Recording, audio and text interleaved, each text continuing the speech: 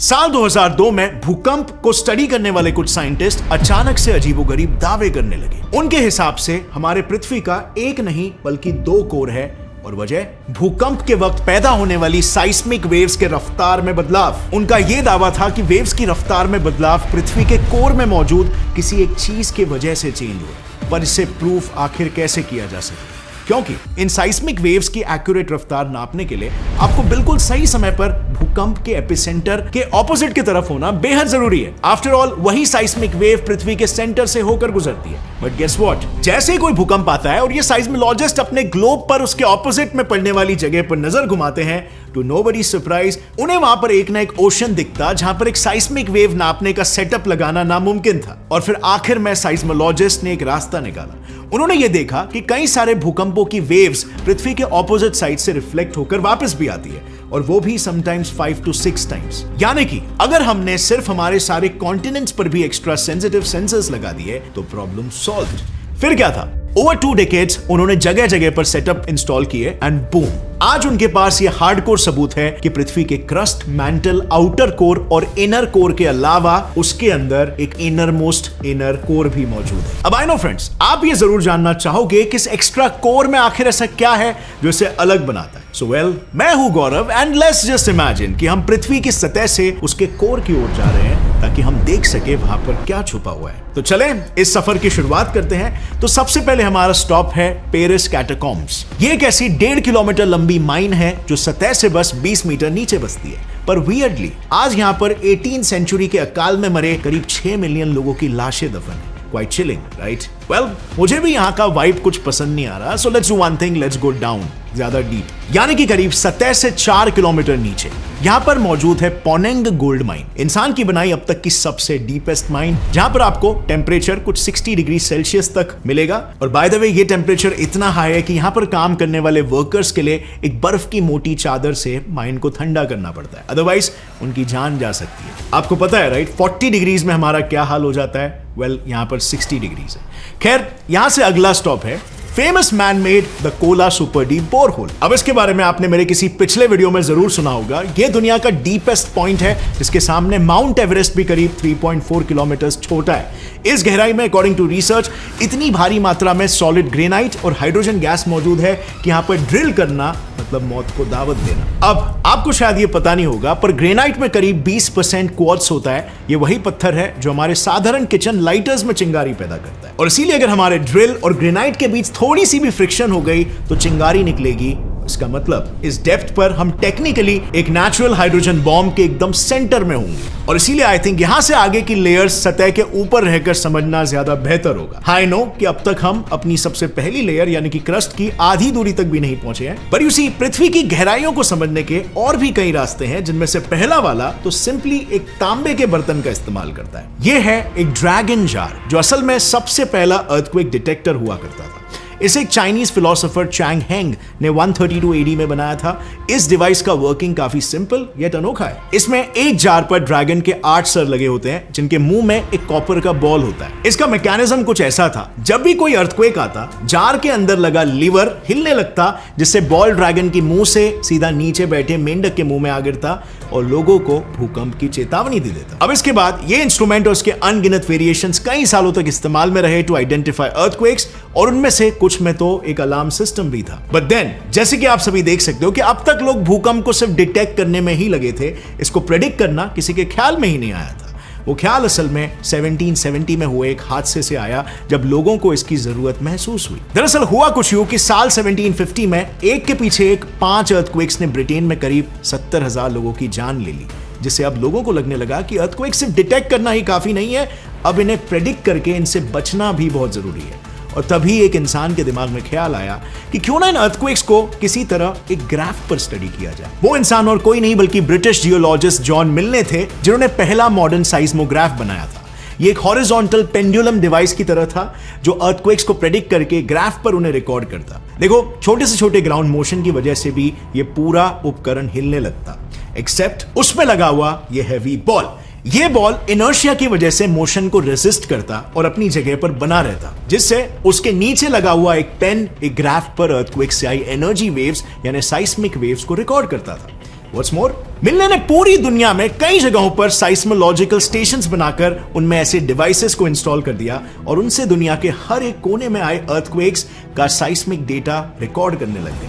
What followed is that in साइस्मिक waves के data ने geophysicist को पृथ्वी के इंटीरियर्स को स्टडी करने में बहुत मदद की। सो हुआ यूं कि कई सारे अर्थक्वेक्स के साइस्मिक डेटा को स्टडी करने के बाद क्रोएशियन जियोफिजिसिस्ट आंड्रे मोहोरोविचिच को उनमें एक पैटर्न नजर आया। उन्होंने देखा कि सभी अर्थक्वेक्स से आने वाली साइस्मिक वेव्स काफी हद तक एक जैसा ही बर्ताव करती है और इसके पीछे की वजह है पृथ्वी के अंदर का स्ट्रक्चर जो उन अलग अलग साइस्मिक रिकॉर्ड्स में सिमिलर पैटर्न्स बना रहे हैं। और फिर क्या था, उन्होंने इन्हीं पैटर्न्स को एनालाइज करके पृथ्वी के अंदर मौजूद क्रस्ट और मैंटल के बीच की डिसकंटिन्यूटी यानी कि बाउंड्री को पहचाना। नतीजा, इनके पद चिन्हों पर चलकर आगे एक डैनिश जियोलॉजिस्ट इंज लेमेन ने पृथ्वी के एक और नए लेयर को खोज निकाला, द कोर। यानी उस वक्त तक सबको सिर्फ बस इतना ही कंफर्म पता था कि पृथ्वी के अंदर 3 लेयर्स होते हैं, क्रस्ट, मैंटल और कोर, जो धारणा 1929 में जाकर ब्रेक हुई बाय इंज layman and this time again because of a famous earthquake, New Zealand quake. जब लीमेन ने इस अर्थक्वेक के साइस्मिक वेव्स को स्टडी किया तो उन्होंने देखा कि वेव्स कोर में जाने के बाद किसी चीज से टकराकर वापस आ रहे हैं और इससे उन्होंने ये कंक्लूड किया कि कोर के अंदर भी एक अलग लेयर है जिसे आज हम इनर कोर के नाम से जानते हैं। यानी अब लेमन की इस डिस्कवरी के बाद पृथ्वी के इंटीरियर का पिक्चर कुछ ऐसा दिखने लगा। जैसे कि आप यहां पर देख सकते हो, अगर पृथ्वी के अंदर एक अर्थक्वेक आता है तो उससे 2 टाइप्स के वेव्स बनते हैं, पी वेव्स और एस वेव्स। अब ये दोनों क्या है और ये कैसे बनते हैं, इसके बारे में मैं आपको पहले भी इस सुनामी वाले वीडियो में डिटेल में बता चुका हूं। फिलहाल के लिए बस इतना समझ लो कि पी वेव्स सॉलिड और लिक्विड्स दोनों से टकरा सकती है, जबकि एस वेव्स सिर्फ सॉलिड से टकराती है। यानी अगर मीडियम चेंज हुआ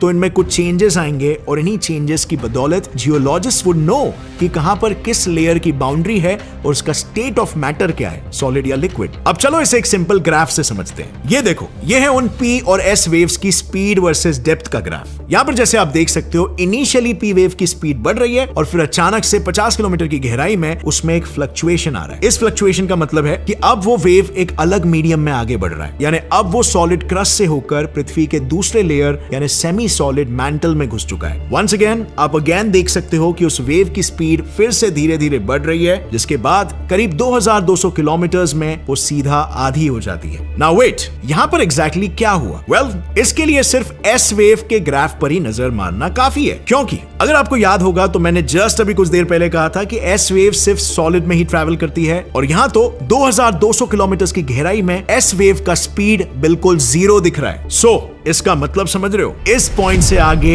एक लिक्विड मीडियम शुरू होता है और अब यहां से आगे के लेयर्स की जानकारी हमें सिर्फ पी वेव्स ही दे सकती है, क्योंकि जैसे आप यहां पर देख सकते हो, even in liquid medium P waves वापस से स्पीड पकड़ने लगती है और आगे छोटा सा फ्लक्चुएशन दिखाती है। और इस ऑब्जर्वेशन का सिंपल सा मतलब यह है कि यहां से वो वेव लिक्विड आउटर कोर से सॉलिड इनर कोर में घुस रही है। What's next? रिसेंटली जब रिसर्चर्स ने फिर एक बार करीब 200 से ज्यादा अर्थक्वेक्स के साइस्मिक डेटा को स्टडी किया तो उन सभी डेटा पॉइंट्स को कंबाइन करने पर उन्हें एक हाईली सेंसिटिव साइस्मोग्राफ मिला। उन्हें कुछ ऐसा मिला जो उनके एक्सपेक्टेशन से बिल्कुल विपरीत था। उन्होंने देखा कि साइस्मिक वेव्स इनर कोर से गुजरते समय बार बार किसी चीज से टकरा रही थी, लेकिन उन्हें इन वेव्स की स्पीड पर कोई नोटिसेबल इफेक्ट नहीं दिख रहा था। यानी यहां पर खेल स्पीड का नहीं बल्कि किसी और चीज का था और उन्हें बाद में पता चला कि कोर के अंदर प्रेशर के बढ़ने से उस पे मौजूद आयरन का क्रिस्टल स्ट्रक्चर चेंज हो रहा है और इससे भले इस पूरे इनर कोर की डेंसिटी सेम हो, पर पृथ्वी के सेंटर से 650 किलोमीटर रेडियस के दायरे में आयरन अपने एक अलग ही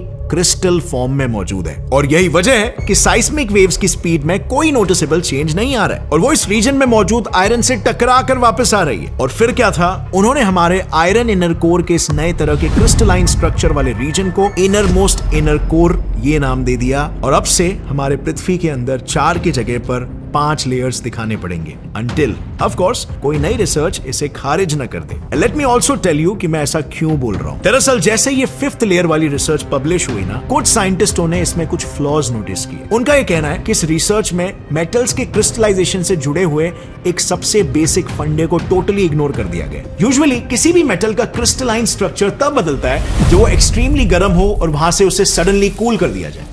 लेकिन हमारे सॉलिड आयरन इनर कोर के केस में वो 24/7 करीब 3.6 मिलियन एटमॉस्फेयर के प्रेशर के तले दबा हुआ होता है, जो उसे करीब 5000 डिग्री सेल्सियस तक गर्म रखता है। यानी कि कहने का मतलब बस इतना है कि इस इनर मोस्ट इनर कोर का एग्जिस्टेंस अब भी शक के घेरे में है। एंड दिस जस्ट शोज कि हम अपनी पृथ्वी की गहराइयों के बारे में कितना कम जानते हैं, और अभी भी बहुत सारे सीमिंगली सिंपल क्वेश्चंस के हमारे पास जवाब नहीं है। इनफैक्ट अभी हमने रिसेंटली भी पृथ्वी के समुद्र की गहराइयों में रहने वाले जीवों के ऊपर एक वीडियो बनाया था, and even there we found कि वहां के इंटेंस प्रेशर के बावजूद वहां जीवों का साइज उल्टा बड़ा होते जाता है, which is quite weird right, क्योंकि प्रेशर की वजह से साइज छोटा होता है, कि आप हर जगह पर देखोगे अर्थ में, बट ऐसा क्यों है? वेल, उस वीडियो को यहां पर आप चेकआउट कर सकते हो। बहुत ही इंटरेस्टिंग वीडियो है जो आपको समुद्र की गहराई की सच्चाई बताएगा। और अगर इस पर्टिकुलर वीडियो से आपको कुछ भी नया सीखने मिला, एक लाइक जरूर ठोकना। Get set fly science channel को भी सब्सक्राइब कर लो और बेल नोटिफिकेशन दबाओ, ताकि आगे आने वाली हमारी कोई भी वीडियो की अपडेट आप मिस ना कर सको। और हाँ फ्रेंड्स, मेरे Instagram page Gaurav G Thakur पर मुझे फॉलो करना मत भूलना।